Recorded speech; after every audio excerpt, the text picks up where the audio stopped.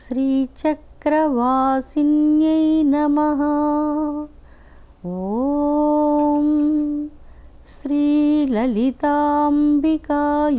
నమః. అమృతాత్మ స్వరూపులైన మీ అందరికీ మీ తల్లి అవ్యాజ్యమైనటువంటి మాతృప్రేమనందిస్తూ, భక్తిం వినా బ్రహ్మజ్ఞానం న కదాపి జాయతే అంటుంది వేదం. ఎవరికైనా దైవమునందు భక్తి లేకపోతే దైవానుగ్రహం ఎలా కలుగుతుంది? ఆ దైవానుగ్రహం లేనిచో బ్రహ్మజ్ఞాన సిద్ధి ఎలా కలుగుతుంది? బ్రహ్మజ్ఞాన సిద్ధి కోసం దైవమునందు భక్తి కావాలి. భక్తి పునాది లాంటిది. భక్తి గంగ కన్నా చాలా పవిత్రమైనటువంటిది. భక్తి గంగ హృదయంలో పొంగులెత్తినప్పుడు సకల కలుషితాలన్నీ క్షాళనం చేయబడతాయి. సహస్ర ఉపనిషత్తులన్నీ మంత్రశాస్త్రానికి అక్షయమైనటువంటి నిధి వంటివి. ఒక నిధిని మనం తీస్తూ ఉంటే తరగకుండా అక్షయంగా ఎలా వస్తూ ఉంటుందో, సహస్ర ఉపనిషత్తులన్నీ అటువంటి దివ్యమైనటువంటి అద్వైత తత్వ రహస్యాలతో పరమపావనమైనటువంటి బ్రహ్మజ్ఞాన సిద్ధిని స్రవించేటువంటి మకరంద జరీ ప్రవాహాలు. అందుకే శ్రీ లలితా సహస్రనామాలు అక్షయమైనటువంటి మంత్రనిధి వంటివి. ఈ లలితా సహస్రనామాలన్నింటికీ మంత్రాధిష్టాన దేవత శ్రీ లలితా భవానీదేవి. ఈ మంత్రాలను పఠించడం వలన మంత్రాధిష్టాన దైవ స్వరూపిణైనటువంటి జగదంబను మననం చేసినటువంటి వారు అవుతున్నారు.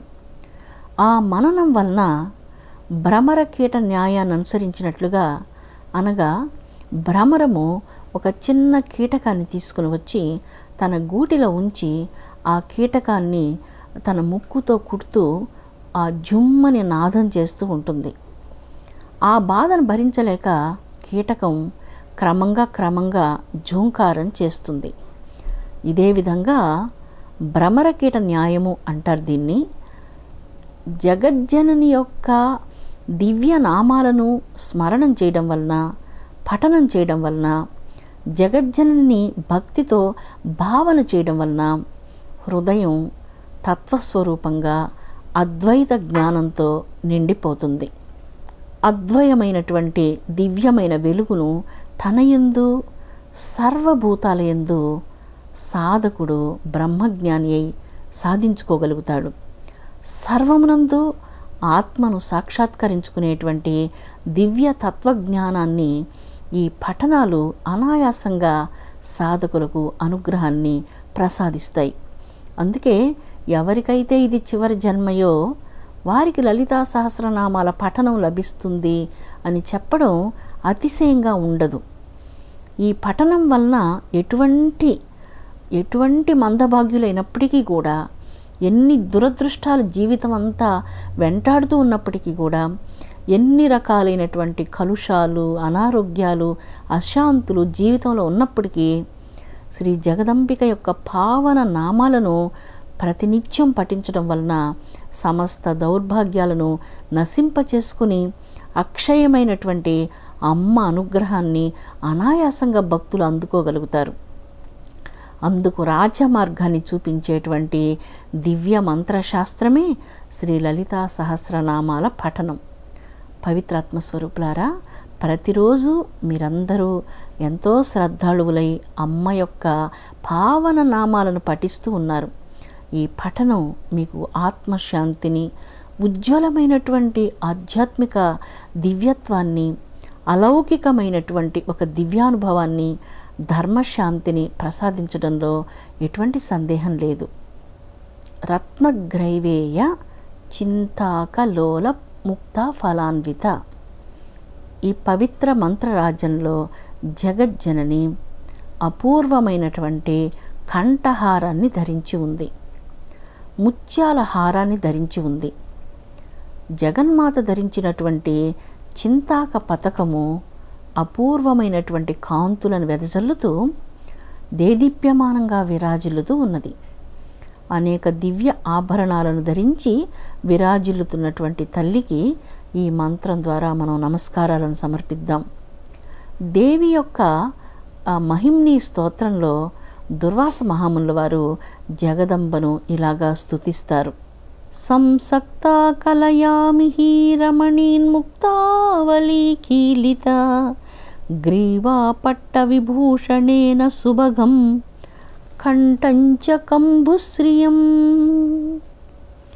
శంఖాకృతి కలిగినటువంటి జగజ్జనని తన యొక్క దివ్యమైనటువంటి మెడలో పరమాద్భుతమైనటువంటి వజ్రాలు, ముత్యాలు, రత్నాలు ఇవన్నీ పొదగబడినటువంటి ఒక అద్భుతమైన పట్టెడ వంటి ఆభరణాన్ని ధరించి విరాజిల్లుతూ ఉన్నది అని ఇక్కడ ఈ మంత్రం అర్థం తెలియజేస్తుంది.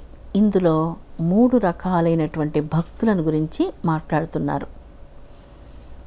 కేవలం ఐహికమైనటువంటి సుఖాలను ప్రసాదించమని, అంటే మంచి సంపదలు కావాలని, భోగభాగ్యాలతో విరాజిల్లాలని, తాను సుఖంగా ఉండాలని, తన ప్రతి కోరికలు తీరాలని, ఇలాంటి కేవలం వీటిని మాత్రమే కోరుతూ భగవంతుని సేవించేటువంటి ఒక రకమైనటువంటి భక్తి. ఈ భక్తిని గురించి మొట్టమొదటగా మాట్లాడుతున్నారు. రెండవ భక్తి జగజ్జనని యొక్క అనుగ్రహం కోసం నిరంతరం తపిస్తూ మంత్రజపం చేస్తూ జనని యొక్క దివ్య సాక్షాత్కారాన్ని పొందాలి అన్నటువంటి భావనతో ధ్యానం చేసేటువంటి భక్తులు 2వ తరగతికి సంబంధించినటువంటి వారు. 3వ తరగతి భక్తులు నిరంతరం పరబ్రహ్మమైని తనయందు, సర్వభూతాలయందు పరబ్రహ్మమైని సాక్షాత్కరించుకుని బ్రహ్మానంద సుఖాన్ని అనుభవించేటువంటి ఆత్మజ్ఞానులను గురించి ఈ అద్భుత మంత్రరాజం తెలియచేస్తూ ఉంది. రత్నగ్రైవేయ చింతాక లోల ముక్త ఫలాన్విత. రత్నగ్రైవేయులు అంటే పంచదశాక్షరి మహామంత్ర రాజాన్ని తమ కంఠమునందు దివ్యమైనటువంటి మెరుపుల మాలికలాగా ధరించి ఆ మంత్రాన్ని జపించేటువంటి సాధకులు అని ఇక్కడ అర్థం. జగజ్జనని ధరించినటువంటి చింతాకు పతకము, వజ్రవైడూర్యాది ముత్యాలు, రత్నాలు అవన్నీ మనం చెప్పుకున్నాం కదా. ఆ ముత్యాలు, ఆ వజ్రాలు, ఆ రత్నాలు పవిత్రమైనటువంటి పంచదశాక్షరి మంత్ర బీజముల యొక్క మాలికను ఒక పట్టెడ వంటి ఆభరణంగా జగదంబ ధరించి ఉన్నది. ఎంత అపూర్వంగా ఉందో చూడండి. జగదంబ అలంకారాలన్నీ మంత్రరాజాలు.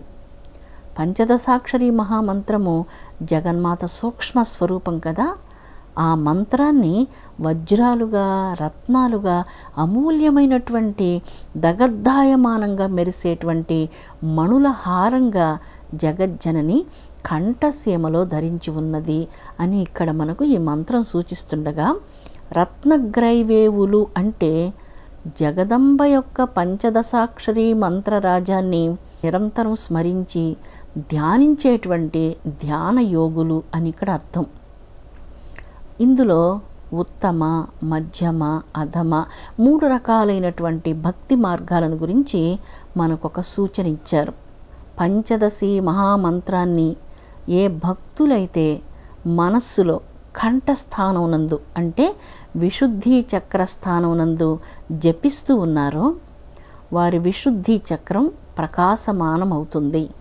అంటే 16 రేకులు కలిగినటువంటి ఈ దివ్య కమలం, ఈ శ్వేత కమలం, బంగారపు కాంతులతో విరాజిల్లే ఈ శ్వేత కమలం దేదీప్యమానంగా విరాజిల్లుతూ భక్తుని అంతర్ముఖం చేస్తుంది, జీవుని విశుద్ధునిగా వనరుస్తుంది. ఈ పవిత్ర మంత్రజపాన్ని సాధన చేసే భక్తులు జన్మకోట్ల కర్మల కొండల నుంచి, కలికల్మషాల నుంచి, సకల దోషాల నుంచి విడివడి పవిత్రుడై శుద్ధాంతరంగుడై జీవన్ముక్తుడవుతున్నాడు. జీవన్ముక్త స్థితి.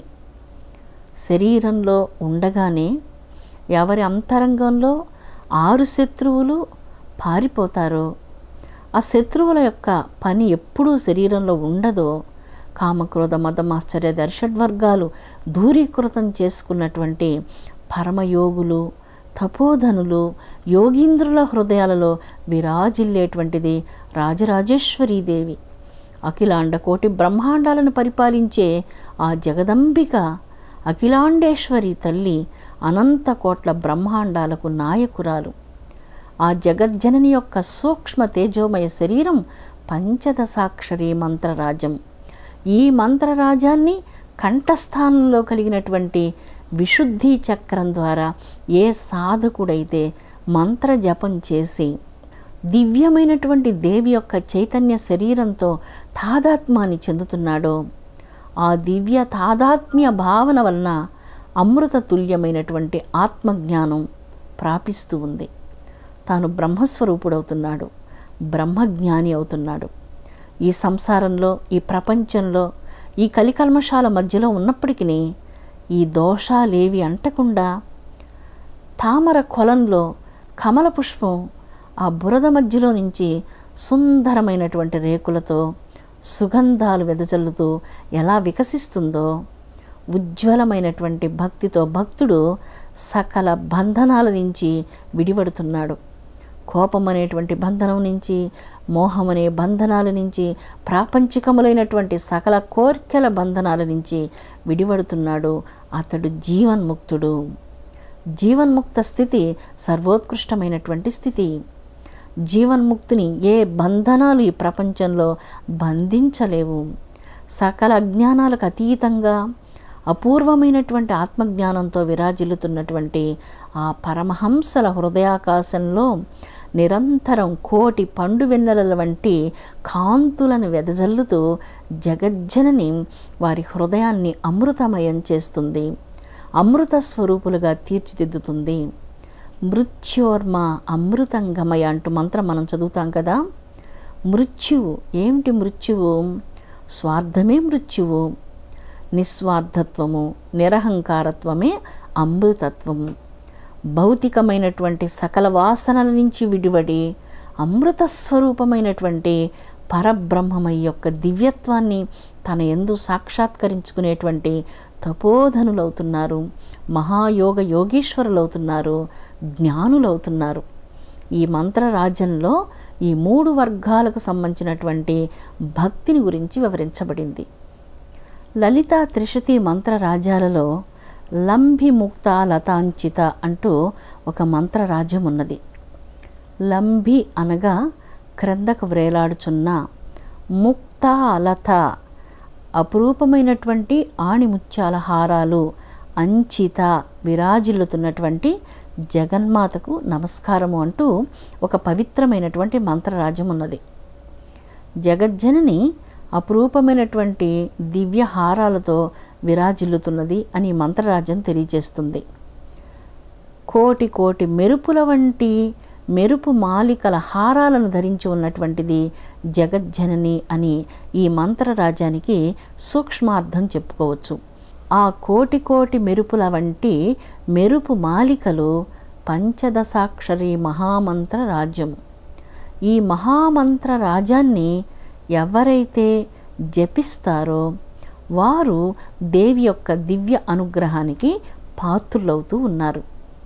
ఈ మంత్రాన్ని ఎవరైతే జపిస్తూ ఉన్నారో, ఎవరైతే జగజ్జననిని శ్రీచక్రం ద్వారా పూజిస్తున్నారో, అంతర్ముఖులైనటువంటి వారి చేత పూజలందుకునేటువంటి కన్నతల్లి లలితా భవానీ దేవిగా ఈ మహామంత్ర రాజ్యంలో నిత్యముక్తులైనటువంటి జ్ఞానులను గురించి, యోగీనులను గురించి, సంసార పంక మధ్యలో ఉండి కూడా ఈ పంకం లవలేశం అంటకుండా నిరంతరం తమ హృదయాన్ని అంతర్ముఖం చేసి సాధన చేసే నిత్యముక్తులకు సంబంధించినటువంటి ఆ దివ్య గుణాన్ని, వారి యొక్క పవిత్ర అంతరంగాన్ని 3 మార్గాల ద్వారా ఈ యొక్క పవిత్ర మంత్రరాజ్యంలో వివరించబడింది. కేవలం మనం ప్రాపంచికమైనటువంటి కోరికలే కోరుకొని అవే మనకు కావాలి అన్నప్పుడు ఆ చిన్న వాంఛలను కన్నతల్లి కాదనదు, వాటిని కూడా నెరవేరుస్తుంది. పంచదశాక్షరి మహామంత్ర రాజ్యాన్ని కంఠసీమలో ధరించి జపించేటువంటి మహాజ్ఞానుల హృదయాలలో విరాజిల్లుతూ వారి పూజలందుకుంటూ ఆత్మజ్ఞాన సిద్ధిని జనని ప్రసాదిస్తుంది. 3వ వర్గం వారు నిత్యానందపాయిని అయినటువంటి తల్లిని బ్రహ్మజ్ఞాన సిద్ధి కోసం పుట్టుకతోనే ఆరాధిస్తూ జీవితమంతా కేవలం పరబ్రహ్మ స్వరూపిణి అయినటువంటి తల్లికి మాత్రం అర్పితం చేసి, అమ్మా నీ పాద పూజ కోసం పూసిన పువ్వును నేను అంటూ తన జీవితాన్ని జగదంబ పాదాల విందాలకు అర్పితం చేసి అనన్యమైనటువంటి భక్తితో నిరంతరం తన యందు సర్వమునందు బ్రహ్మమైని సాక్షాత్కరించుకునేటువంటి బ్రహ్మజ్ఞానైక్య స్థితి. ఈ స్థితి అపూర్వమైనటువంటిది. రత్నగ్రైవేయ చింతాక లోల ముక్తా ఫలాన్విత అన్నటువంటి మంత్రంలో అధమ, మధ్యమ, ఉత్తమ తరగతి భక్తులను గురించి సూచన ఇవ్వబడింది. దేవిని ధ్యానించినటువంటి వారికి మోక్షం సిద్ధమంటూ ఈ మంత్రం సూచిస్తుంది. పవిత్రాత్మ స్వరూపులారా, జగన్మాతను ఏ హృదయమైతే ధ్యానిస్తుందో ఆ హృదయం ధర్మానికి పీఠమవుతుంది. ఆ హృదయం శాంతిపూర్ణమవుతుంది. ఆ హృదయంలో అరిషడ్వర్గాల ఛాయ ఉండదు. ఆ హృదయం జ్ఞానంతో, అమృతత్వంతో పూర్తిగా నిండిపోతుంది. పరబ్రహ్మమైని సర్వత్రా సాక్షాత్కరించుకునేటువంటి దివ్య చైతన్యంతో జీవితం ధన్యమవుతుంది. జగదంబ యొక్క దివ్య అనుగ్రహం సకల ప్రాణికోట్లందరి మీద అమృత వర్షంలాగా నిండుగా కురియాలని జగదంబ పాదపద్మాలను భక్తితో అందరి తరఫున మనం వేడుకుందాం. విశ్వశాంతి వర్ధిల్లునుగాక. ఓం శాంతి శాంతి శాంతి.